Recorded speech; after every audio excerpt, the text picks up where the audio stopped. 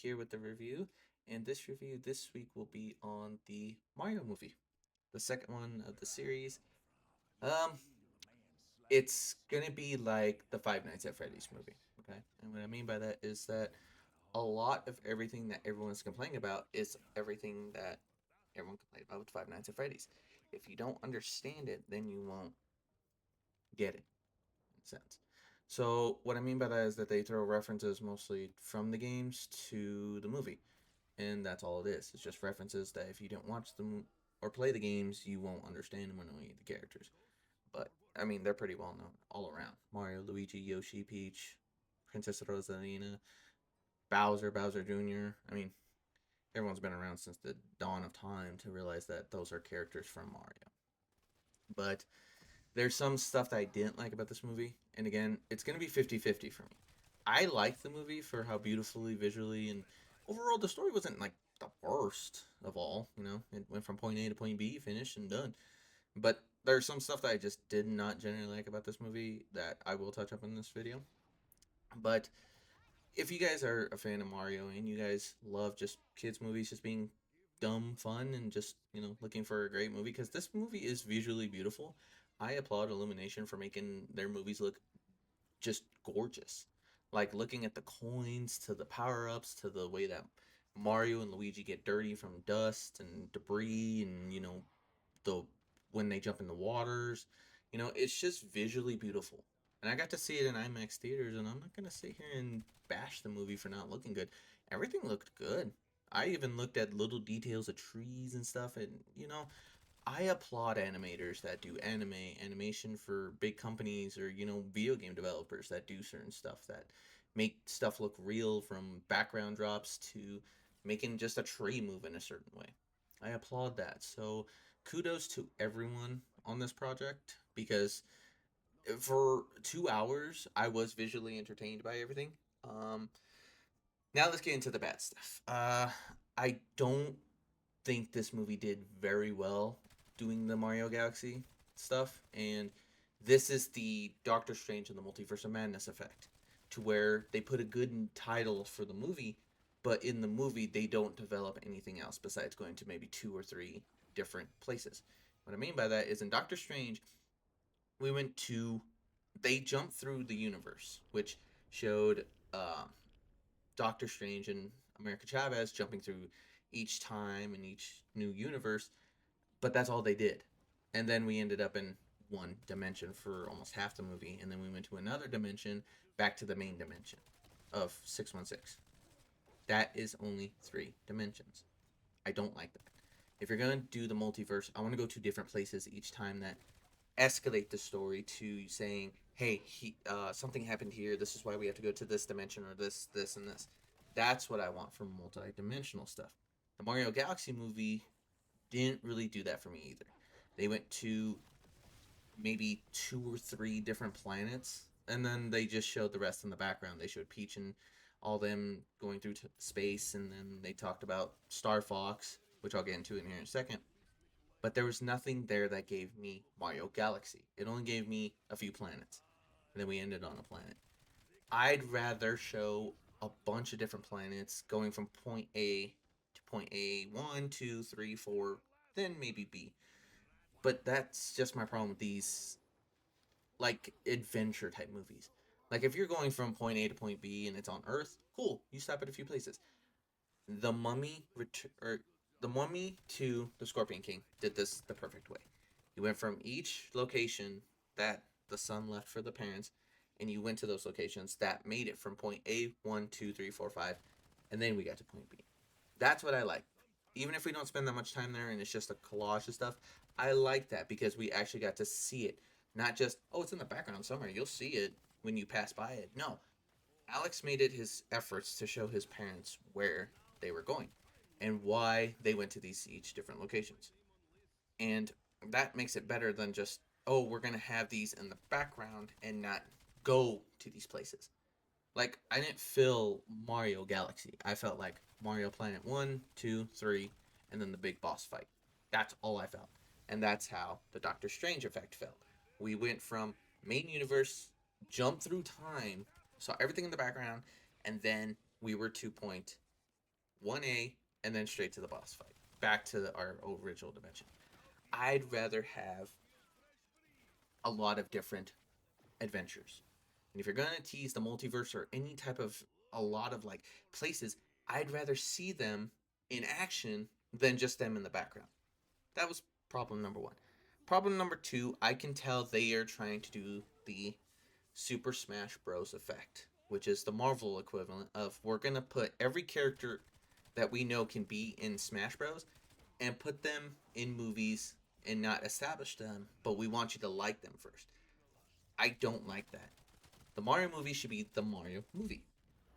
And if it's gonna tease characters in, future projects, put them in the title. This is the problem I saw right away when they teased Star Fox as a poster character, and he was in it for a decent amount of the movie. I'm not gonna sit here and bullshit you guys. He is in this movie for a decent amount of time. He's actually made point to push forward from point A to point B.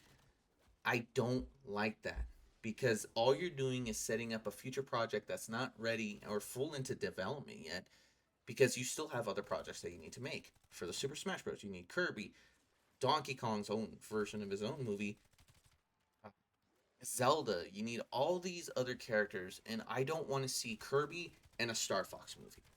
Because now you're just teasing the multiverse is just now a big threat now. And every universe is trying to copy Marvel for what they did wrong and what they did bad. But the problem is you're taking the wrong aspects that Marvel's doing now and just throwing it together. Marvel has built up characters for 20 plus years. I know Spider-Man because he was thrown into Captain America Civil War in 2016. I know Hulk since his first movie. Iron Man since his first movie. Actually, he had his first two movies before he was even shown any other characters in the universe. We were teased at, I think, Captain America at the end of one of the movies. I can't remember which one. Sorry, I have lost so much of Marvel that I don't even remember when they were shown. But that's my thing. They did small teases of characters. And Iron Man 2, the tease of Thor being in the universe was in Iron Man 2. Phil Coulson was teased that he was in New Mexico and he had to go there because something else was happening, so he couldn't stick around to watch Tony, which made sense. Why Coulson was in New Mexico, timelines made sense. Star Fox just being there because he can be there doesn't really give me the hope for a Star Fox movie. Now, I don't hate Star Fox as a character. I love Star Fox. It's a cool character. But to be in a Mario movie already, only in his second movie, shown fully in a big part of this movie, doesn't give me hope for his movie because they're just desperate to throw out these characters. Now, if you're gonna throw out Kirby at any point, cool. I'm down to see Kirby in his own movie because Kirby hasn't been shown love in like years. So a Kirby movie would be interesting to see. But Star Fox just felt like they knew they had to grab a lot of the older generation. But the problem is, most of these movies are not made for adults. Now, I'm not going to sit here and say every adult hates it, because at my movie theater, I heard parents and children laughing together. And a lot of people that don't watch trailers like me, that keep track of movies and all this, they were surprised to see Star Fox and Yoshi. So there is a hope that some older fans will see it. But again, you're making a movie for two different fans. One, you'll have the people that want storytelling and great overall, like, I want to say, like, Oppenheimer levels of movie loving, and you're not going to get that from a Mario movie, especially from Illumination. Now, there is the other side of the effect of you're going to get the, oh, this is what I've seen in the games before, or, just references to the games and just dumb fun and dumb humor and just goofiness with it. That's the other side you're going to get. And that's the problem that a lot of video game movies are going to have, because all you're going to be doing is piecing to the middle ground. You're not going to piece to one side of the fans. You're not going to piece to the other side for great storytelling. You're just going to stay middle. And that's what this movie is. It's just middle. It's mid to a certain degree, but it has its ups and it does have its downs. But it's overall not a bad movie. If you want a movie just to go, just have a weekend to and just to lose your mind for about 2 hours, this movie is for you. If you want great storytelling, there's probably a movie out there right now that will be out. And then you got the Michael Jackson biopic that comes out in a couple weeks that people will see for great storytelling because it's going to tell the story of Michael Jackson. But if you do want just an average experience with minimum to no thinking, the what Mario movie is for you. And I'm not going to sit here and bash it. I'm not going to sit here and hate on it because, again, this is the Five Nights at Freddy's effect of you're appeasing to one side, but not appeasing to the other. And you're just going to appease the middle ground of people just taking their kids out to just have fun. Okay? That's all this movie is. It's just dumb fun. It's not meant to be groundbreaking. It's not meant to, you know, they are trying their hardest to set up a universe, but that should be saved for later times after a certain amount of movies. And they make TV shows cool. If they don't, I don't really care because at this point you're just rushing to get to Super Smash Brothers. And I'm still down for that type of movie, but I'm not going to hold my breath that it's going to be a good movie like Avengers, Infinity War, or Endgame. That's the standard I will have for a big clash battle of heroes and villains and whatever else happens. But again, for me, this movie will be like a 6, 7 out of 10. It's not up there on my grand scale of overall. I was excited for this movie because a lot of characters do get sidelined and they do get no love.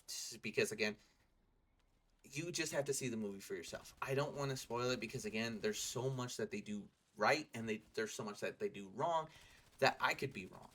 Like if people really wanted to see Yoshi, you're gonna see Yoshi, but half the time he's not there.